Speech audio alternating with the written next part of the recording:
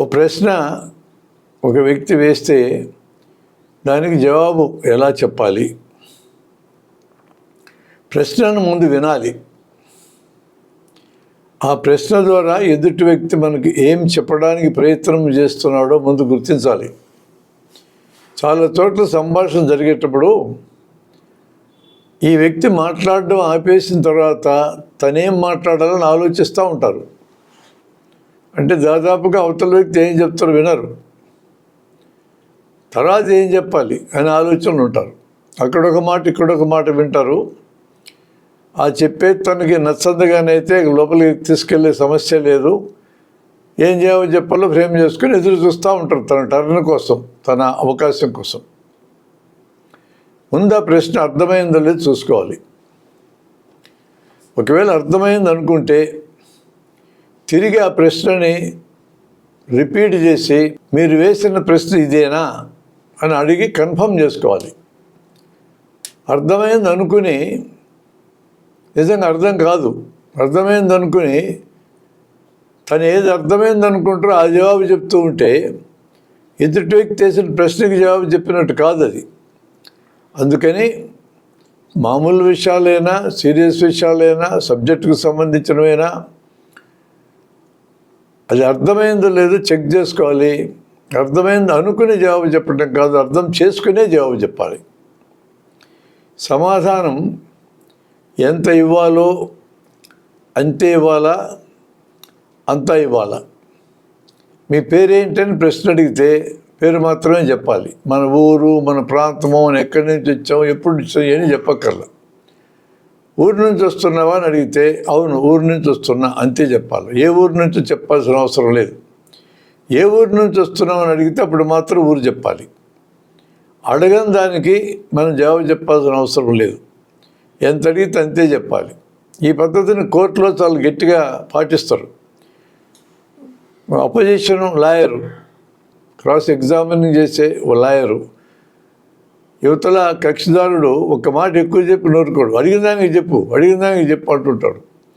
ఒక్కోసారి అది విచిత్రం కూడా ఉంటుంది. నీవు నీ భార్యను కొట్టడం ఆపేసావా అని అడుగుతాడు లాయరు. ఆపేశాను అంటే ఇదివరకు కొడుతున్నట్టు లెక్క, ఆపలేదంటే ఇప్పుడు కొడుతున్నట్టు లెక్క. ఏ జవాబు చెప్పినా ఎస్ఆర్ నోలో ఏది చెప్పినా మనం ఇరుక్కునే అవకాశం ఉంటుంది. ఇట్లాంటి సందర్భాలు మినహాయిస్తే రోజువారీ సంభాషణలో ప్రశ్నకి ఎంత అవసరమో అంతే చెప్పాలి, ఎంత అవసరమో అంతా చెప్పాలి. రెంటికి తేడా ఉంది. అంతే చెప్పాలంటే అంతకు మించిన చెప్పకూడదు, అంతకు తగ్గించి కూడా చెప్పకూడదు. అంతే చెప్పాలంటే మించి చెప్పకూడదు, అంతా చెప్పాలంటే తగ్గించి చెప్పకూడదు అని అర్థం. ప్రశ్న అడిగితే ఆ ప్రశ్న వదిలేసి మరేదో విషయం చెప్పకూడదు. అధిక ప్రసంగం అంటారు దాన్ని. ఒకవేళ జవాబు చెప్పడం మనకి ఇష్టం లేకపోతే ఊరుకోవచ్చు, మౌనం. లేదా జవాబు రాలేదు, నాకు జవాబు రాదని చెప్పచ్చు. అక్కడ మౌనాన్ని పాటిస్తే నీకు ఎందుకు జవాబు వచ్చో రాదో తెలియదు.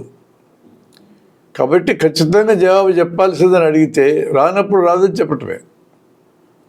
ఒక కాలేజీలో లెక్చరరు పాఠం చెప్పడానికి వస్తే ఆయన ప్రిపేర్ అయ్యి వచ్చిన సబ్జెక్టు కాకుండా వెలుపల ప్రశ్న వేశాడు విద్యార్థి.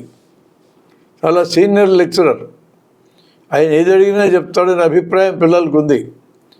ఆయన నేను దాని మీద ప్రిపేర్ కాలేదు, ప్రిపేర్ అయిన తర్వాత చెప్తా అన్నాడు. ఆశ్చర్యపోయినారు పిల్లలు. కానీ ఆయన చెప్పిన జవాబు చాలా కరెక్ట్ జవాబు. ప్రిపేర్ కాకుండా జవాబు చెప్పటం బాధ్యతారాహిత్యం అవుతుంది. తెలియనప్పుడు తెలియదని చెప్పటమే ఉత్తమమైన పద్ధతి. ఇదే రకంగా పిల్లలు తల్లిదండ్రులను ప్రశ్నలు వేస్తూ ఉంటారు.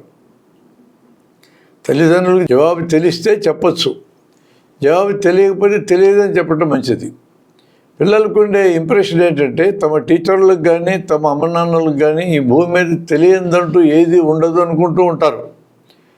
ఎప్పుడైతే టీచరు కానీ తల్లి కానీ తండ్రి కానీ ఈ ప్రశ్నకు నాకు జవాబు తెలియదు తెలుసుకొని చెప్తాను అనగానే పిల్లవాళ్ళకి ఒక విషయం అర్థమవుతుంది. అంటే నా తల్లి తండ్రి నా టీచర్కి కూడా అన్నీ తెలియాల్సిన అవసరం లేదు అని తెలియగానే పూర్తిగా వాళ్ళకి తెలుసుకునే అవకాశం లేని విషయాలైతే వాళ్ళంతటి వాళ్ళే సొంతంగా కష్టపడి తెలుసుకోవాల్సిన అవసరం ఉందని గుర్తిస్తారు.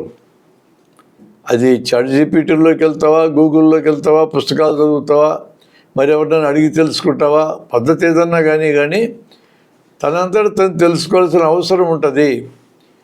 జీవితంలో ఎప్పుడైనా సరే పిల్లలు జవాబు మా అంతటా మేమే తెలుసుకోవాలి అనేది గుర్తించటం అనేది వాళ్ళ ఎదుగుదలకి ఒక సంకేతం లాంటిది.